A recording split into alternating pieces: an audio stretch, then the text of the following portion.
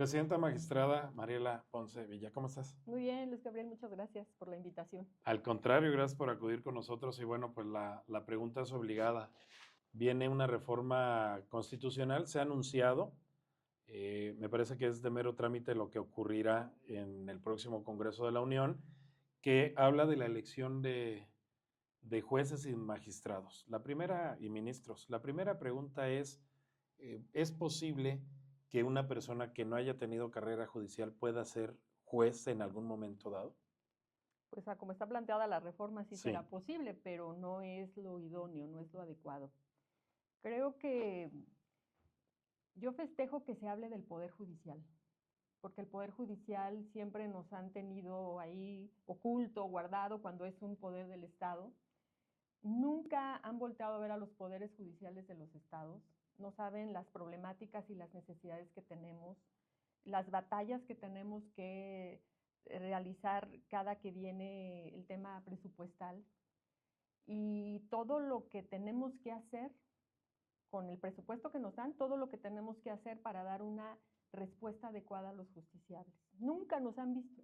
hasta ahora. Y ahora nos ven y dices, qué bueno que se habla del Poder Judicial porque es muy importante la función del Poder Judicial, pero infortunadamente nos voltean a ver ahora en un tema en el que primero estaba muy focalizado hacia el Poder Judicial de la Federación y en la propuesta de reforma que presenta el presidente de la República el 5 de febrero, pues también meten a los estados, cuando nunca se había hablado de los estados. Y aparecemos en el 116, Constitucional Fracción Tercera, donde la reforma también viene para que se aplique o para que los magistrados y los jueces locales sean elegidos por voto directo y secreto de la ciudadanía. En un ejercicio de autocrítica, eres una persona que conoce mucho del sistema judicial y además del derecho comparado con otras naciones. ¿Está tan mal nuestro sistema judicial como para que se realice esta reforma? ¿Qué calificación pondrías tú al sistema judicial en general mexicano? Ay, caray, en el mexicano en general está, yo creo, difícil dar una calificación, dado que somos muchos poderes judiciales. Cada estado tiene su propio poder judicial y además tenemos el poder judicial de la Sí. federación. Pero se nos están olvidando otro tipo de tribunales, como los administrativos, los agrarios, los tribunales de conciliación y arbitraje, los administrativos, no sé si ya los comenté, creo que sí, Sí. y de ellos no se está hablando absolutamente nada. Todo eso es el aparato de justicia del país. Y hablando de los poderes judiciales locales, cada poder judicial tenemos realidades y necesidades distintas, unos más avanzados que otros. Hay poderes judiciales muy grandes, con muy buenos presupuestos, como por ejemplo Estado de México, Nuevo León. Después seguimos poderes judiciales, podríamos decir, medianos, en donde está Querétaro, y después poderes judiciales mucho más pequeños en estructura, infraestructura, presupuesto, necesidades. ¿Qué nos distingue? Que todos tenemos instaurado un tema de carrera judicial. No todos tienen consejos de la judicatura, lo cual veo que no es correcto, pero sí todos de carrera judicial y de selección a través de concursos de oposición de distintos métodos o distintas formas, pero concursos de selección muy rigurosos para designar a los jueces. Por lo que veo del Poder Judicial de Querétaro, quizás esté mal que yo lo diga, porque hoy lo represento y además tengo 30 años en mi institución, pero precisamente porque la conozco y ahorita en las funciones de representación te puedo decir que el Poder Judicial del Estado de Querétaro está bien calificado, está bien rankeado a nivel nacional. No lo digo yo, lo dicen sociedad civil organizada, que tiene metodologías muy exigentes, como World Justice Project, que se acaba de dar el Sí. resultado ahora el mes pasado, en junio, o México Evalúa, que nos evalúa todo el sistema de coordinación interinstitucional que tenemos en materia penal y hemos tenido muy buenas calificaciones. Más allá de estas metodologías muy rigurosas, vienen litigantes a Querétaro a llevar algún caso y se quedan sorprendidos de pues, la rapidez con la que se les atiende, que no tienes que dar ninguna cuota Sí. por que se te atienda pronto, por sacar copias, porque un actuario te dé una diligencia de manera rápida y ellos mismos nos lo manifiestan. Incluso nos han felicitado y eso se agradece. O también ahora abogados de Querétaro que van a litigar a otras entidades federativas, por ejemplo en materia penal, donde ya tenemos un código nacional único, un código procesal penal único, Sí. Ellos mismos nos lo dicen. El sistema de gestión que tiene Querétaro no lo valoras, sino cuando vas a litigar a otro lado. otros estados en donde te tienen sentado, no empieza la audiencia a tiempo, se difiere, en muchas ocasiones, o la audiencia se tiene que durar 2, 3, 4 días, pero interrumpidos, lo cual va en contra de todo el espíritu de la reforma constitucional. Entonces, en síntesis, lo comento porque tenemos datos de dónde derivar, cómo califica bien nuestro Poder Judicial. Nosotros también hacemos encuestas, porque estamos obligados por ley para el POA, el Programa Operativo Anual, y a partir de lo que nos arrojan las encuestas, hacemos nuestro Programa Operativo Anual. En las encuestas que hicimos se aplican de septiembre a noviembre aproximadamente, están en nuestra página para hacer el programa del año que sigue. Sí. Nos va bien en las encuestas. Claro, tenemos muchas áreas de oportunidad, nos califican bien el conocimiento que tienen nuestros jueces, la rapidez con la que están advirtiendo, se están emitiendo ahora las resoluciones, que es algo en el que yo he estado empeñada desde el primer día de mi gestión, trabajando con los jueces cómo acortar los tiempos, cómo no hacerlos irrazonables, sino siempre en tiempos razonables contestar al justiciable. Entonces creo que todo el trabajo que se ha hecho se ve reflejado en esas encuestas. Reitero, si hay críticas, todas las atiendo, en todas me pongo a trabajar, creo que eso es lo importante. Y áreas de oportunidad siempre vamos a tener, principalmente por la carencia presupuestal. Trabajamos mucho aquí en el Poder Judicial por fortalecer la integridad en el servicio público, me he dedicado también a ello, ya tenemos códigos de ética, fortalecimos el sistema de responsabilidades, etcétera, etcétera, etcétera. Podríamos hablar mucho, y creo que es importante que la ciudadanía lo conozca, qué poder judicial tiene, que incluso fue la pregunta que se hizo en el foro del jueves. ¿Qué poder judicial tenemos y qué poder judicial queremos? Hay necesidades, tú me decías, en una autocrítica, sí. Hay problemas pendientes por resolver, claro, por supuesto. No somos perfectos, sí perfectibles. Y creo que un tema bien importante que le pega mucho a lo que denominan pueblo es el acceso real a la justicia. Es una realidad que las personas, no todas, tienen hoy un acceso real a la justicia, pero no hay un solo párrafo, una sola fracción de la reforma que se dedique o que se preocupe por este tema. La reforma la están presentando como la panacea para solucionar problemas en la impartición de justicia. De acceso. Y no es cierto. Hay 2 artículos que pretenden que con eso se genere el acceso a la justicia, o no acceso, sino justicia pronta, que es en materia penal, en el artículo 20, apartado B, que son derechos de las personas imputadas, en donde dice que la prisión preventiva no debe exceder de 2 años. Y que si no se resuelve en ese tiempo, y cuánto tiempo debe durar un procedimiento penal, que es de máximo 1 año, en términos de la Constitución, dice, salvo que la persona imputada haga valer recursos para su defensa y se alargue el procedimiento. Eso nos dice más o menos la Constitución. Entonces, lo que introducen en esta reforma es que si el procedimiento penal no terminó en ese tiempo, es decir, en 1 año, el juez tiene que avisarlo a este tribunal de disciplina que están creando, como diciendo, no se ha terminado el procedimiento y todas las razones por qué no. A ver, quien hizo eso no sabe cómo se lleva a cabo un procedimiento. El procedimiento no se alarga por la culpa del juez o del sistema de gestión, y menos en materia penal, que hoy tenemos un sistema de oralidad, de audiencias, sí, que lo hemos implementado bien en Querétaro y estamos en los tiempos procesales. Nuestro tiempo promedio de duración de un procedimiento penal es justo de 1 año. Tenemos 9 meses, pero ya en el promedio 1 año. Si no hay amparos, que el amparo tarda mucho en resolverse. Que muchas veces son tácticas dilatorias Sí, de las de propias partes, ¿no? Y creo que los imputados tienen todo el derecho Sí, de claro. decir, no me gusta, no estoy conforme con la resolución del juez, me voy a una apelación, interpongo un amparo, interpongo la revisión, ¿y por qué lo vamos a coartar en ese derecho que tiene? Entonces, ¿piensan que con eso van a solucionar la impartición de justicia pronta? No, perdón, pero no. Y además, la justicia en México no se reduce a la justicia penal.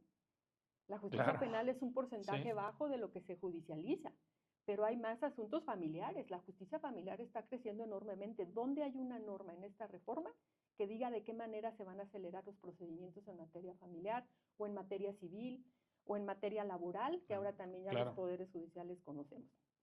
Esa es una. Y la otra es en materia fiscal. que también si el caso no se resuelve en un determinado tiempo, ese juez va a tener que avisar a el tribunal de disciplina que están creando. Entonces son dos menciones que no van a solucionar el problema de una justicia pronta, porque los procedimientos se alargan por muchas razones. La principal, la primera, es los diseños procedimentales tan burocráticos que tenemos en las leyes, que son muy antiguas. Tienen muchas etapas procesales, muchas posibilidades de interponer incidentes, apelaciones, amparos, van, vienen, se reponen los procedimientos, se tumba todo, es casi volver a empezar, y ahí es donde está la principal razón por la que se alargue mucho el procedimiento, es decir, está en la propia ley. En un segundo punto, sí, efectivamente, tienen que ver los poderes judiciales, porque no tenemos los presupuestos suficientes para incrementar el número de juzgados, de jueces, de personal, en la misma proporción que nos suben los casos. Claro. Nuestra carga de trabajo está así, cómo incrementa de un año a otro, y el incremento de personal es apenas minúsculo, ni siquiera Y de presupuesto, lo ves. claro. Entonces, ¿de qué manera puedes decir voy a crear más juzgados familiares, más actuarios, más psicólogos para que la justicia familiar avance más pronto? Pero tenemos otra limitante también en la ley, y para nosotros la ley es la ley y la respetamos. La ley de disciplina financiera te dice que no puedes crecer más allá de un 3% en capítulo 1000, que es el pago de servicios personales, y no puedes, eso significa que no puedes incrementar personal que en prestaciones te impacte más allá del 3% de tu presupuesto en comparación con el año previo.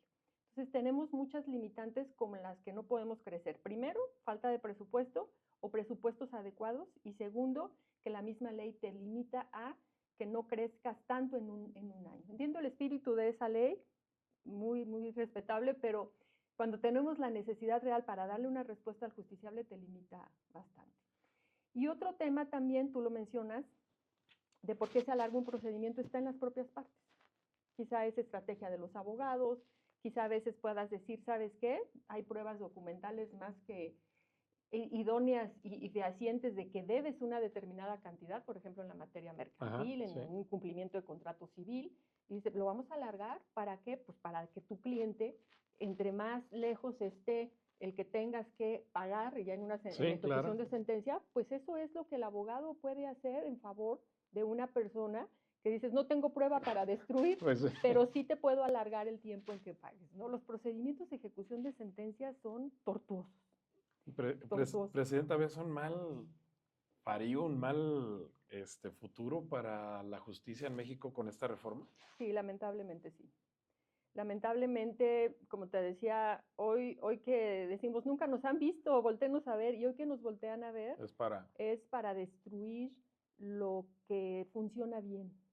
Creo que se tiene que hacer un análisis, qué se ha hecho bien, qué funciona, qué se le está dando respuesta a la ciudadanía, mantenerlo o reforzarlo incluso, qué nos está haciendo bien, elimínalo. Desde un análisis de las leyes, un análisis legislativo, análisis de nuestros presupuestos, cómo los gastamos, análisis de cómo te incrementa la carga de trabajo en proporción al personal, cuánto estamos por debajo de una media nacional de jueces que se requiere a nivel Latinoamérica, ya no lo comparo a nivel Europa, pero al menos a nivel Latinoamérica, que tenemos problemas muy similares, cuánto estamos debajo de esa media nacional. Cómo el Poder Judicial hace todo, de veras, hacemos todo por dar respuestas en tiempos razonables.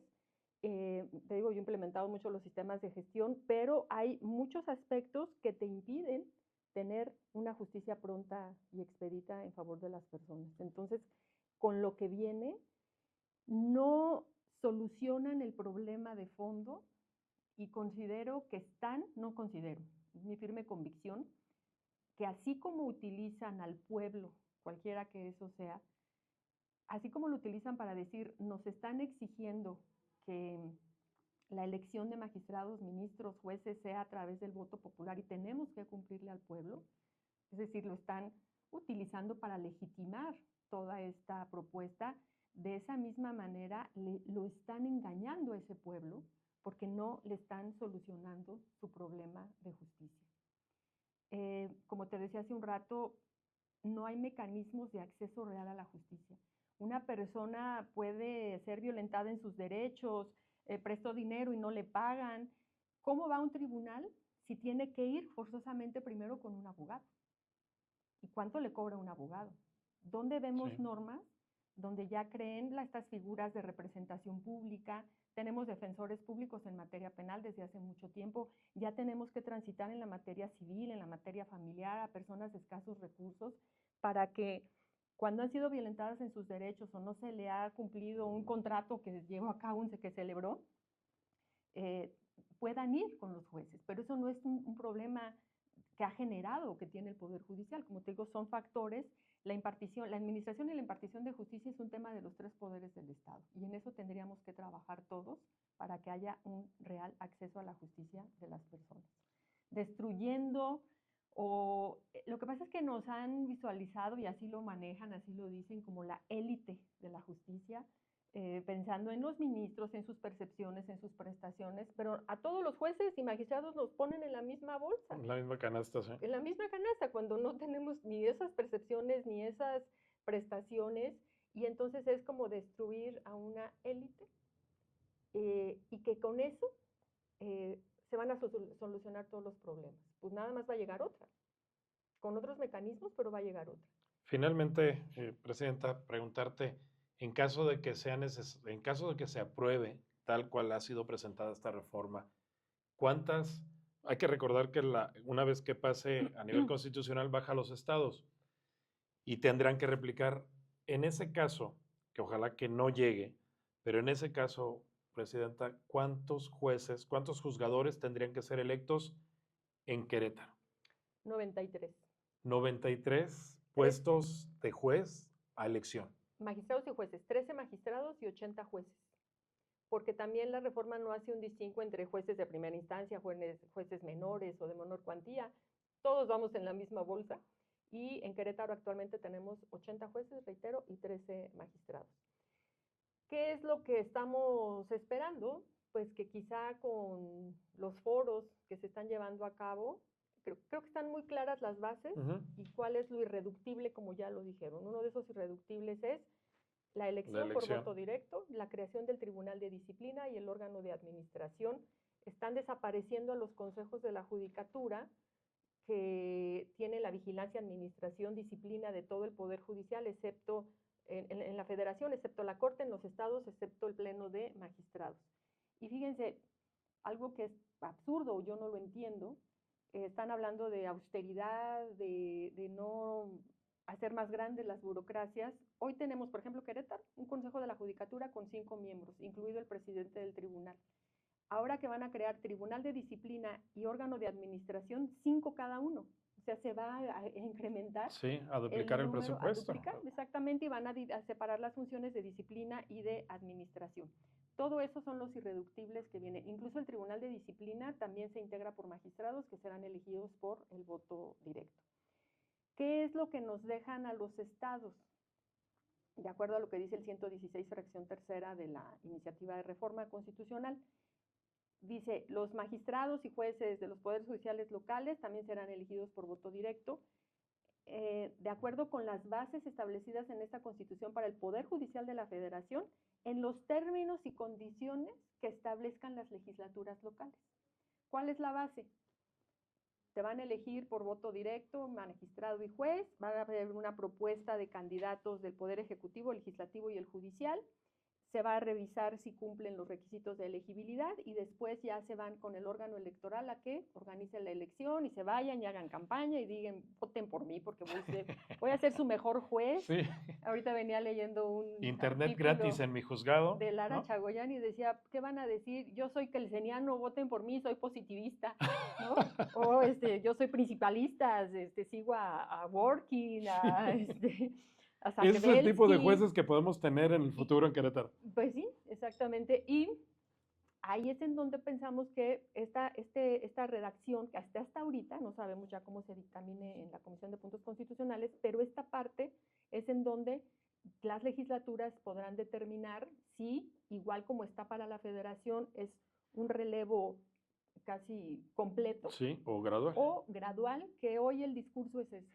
El discurso ya no es no al voto de los jueces y magistrados, no, ahora ya la gradualidad, todo lo que significa, sino ya quitamos como ese argumento, no estoy de acuerdo, yo sigo sosteniendo que no debe ser por voto popular, pero ahora el argumento en el ámbito nacional, incluso hasta de mismos ministros, está en que sea gradual, no causes mayores problemas, no afectes la economía, porque sí va a tener un impacto económico, por supuesto, pero más que el impacto económico es el impacto al justiciable, ¿no? ¿Cuánto se va a retardar su caso con ese cambio total de magistrados y jueces? Gracias, presidenta. No, al contrario, vamos a ver qué pasa. Gracias, Luis Gabriel.